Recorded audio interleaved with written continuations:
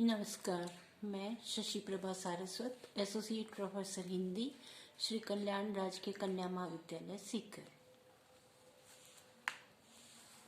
प्रिय विद्यार्थियों, आज के इस YouTube चैनल के इस ऑनलाइन क्लास में हम निर्मल वर्मा जी को पढ़ रहे हैं। इनका सुप्रसिद्ध निबंध है परंपरा और इतिहास बोध।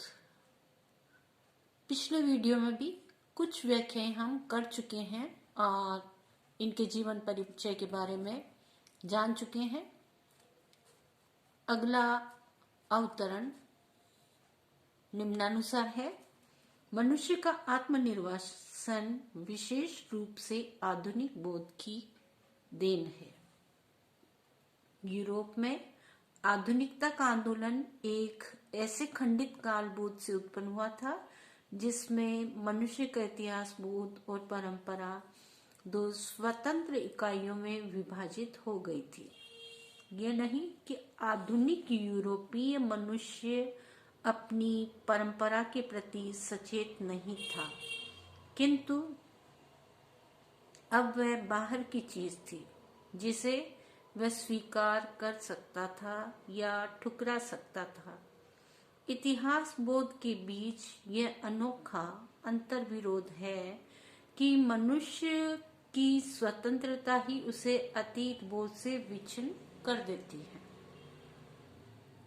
परंपरा अब जीने की मर्यादा नहीं, एक खोया हुआ समय है, कहीं अतीत में जमा हुआ खजाना जिसे मनुष्य अपनी ऐतिहासिक चेतना से उपलब्ध करता है। दूसरे शब्दों में कहें तो ऐतिहासिक समय मनुष्य के समूचे समय को हथियाने की, कोलोनाइज करने की चेष्टा करता है, उसे अपनी अहम केंद्रित इमेज में ढालना चाहता है। तो निम्नलिखित अवतरण परंपरा और इतिहास बोध नामक निबंध से लिया गया है। इसके रचयिता हैं श्री निर्मल वर्मा। इस गद्यांश में बताया गया है कि आज व्यक्ति अपने आप से ही दूर होता जा रहा है, खुद से ही दूर चला जा रहा है। यूरोपीय आधुनिकता ने व्यक्ति को स्वतंत्र करके उसे उसकी परंपरा से अलग कर दिया है। अब हम ऐतिहासिक चेतना की खोज करने में लगे हैं जिसे हम खो चुके हैं और अब अपने आत्म गौरव की रक्षा के लिए उसे प्राप्त करना चाहते हैं। निबंधकार निर्मल वर्मा जी इस अवतरण में कहते हैं कि आज मनुष्य अपनी आत्मा से दूर होता जा रहा है और यह सब आधुनिकता के ज्ञान के कारण हो रहा है। यूरोप के इस उत्तर आधुनिकता का ऐसा ज्वार आया जिसने मनुष्य के इतिहास के ज्ञान और उसकी परंपराओं को दो अलग अलग इकाइयों में बांट दिया या विभाजित कर दिया।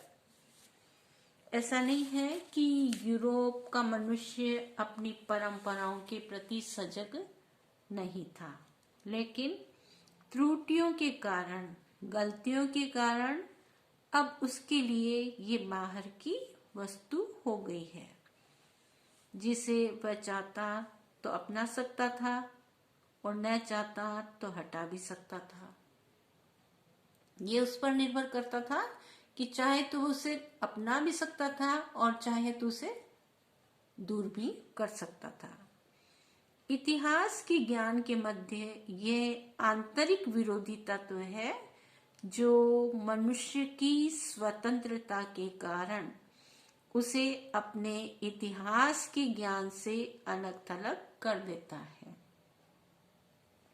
अब अतीत और परंपराएं हमारे जीवन की सीमाएं नहीं है, वह अब हमारा सम्मान है और मर्यादा का विषय न होकर एक भूला हुआ या खो चुका समय है। वह अब नियम और सिद्धांत व परंपराएं न रहकर अतीत के गर्त में दबा हुआ खजाना है। क्या चीज है वो?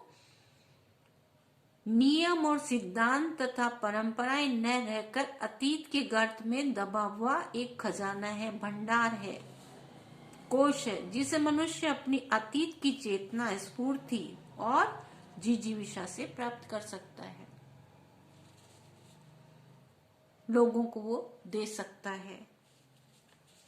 दूसरे अर्थों में ये भी कह सकते हैं कि ये अतीत का समय या काल मानव जीवन के संपूर्ण समय को अपने हाथ में लेने की कोशिश करता है, उसे अपने पास अलग थलग रूपों में एकत्रित करके अपनी अहंकार से, अभिमान से आच्छादित छवि में बदलना चाहता है।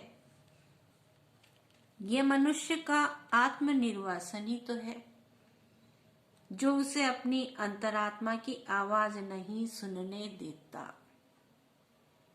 वह आधुनिकता बोध के कारण स्वयं से ही अलग थलग है। आधुनिकता के कारण वह खुद से ही अलग हो गया है, इसलिए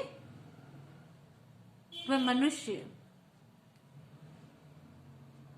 अंतरात्मा की आवाज भी नहीं सुन पा रहा है।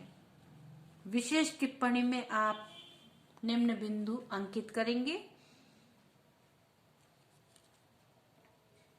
अवतरण की भाषा बिल्कुल सरल और सुबोध है। पारिभाषिक शब्दावली से युक्त ये अवतरण है। तत्सम शब्दों की प्रधानता इसमें आई है। रोचक, सुंदर, संक्षिप्त और सटीक तथा साहित्यान्वेषित वाक्यों का प्रयोग इसमें किया गया है। व्याख्यात्मक एवं विवरणात्मक शैली का प्रयोग भी इसमें किया गया है। सुनने के लिए आप सभी को बहुत बहुत धन्यवाद।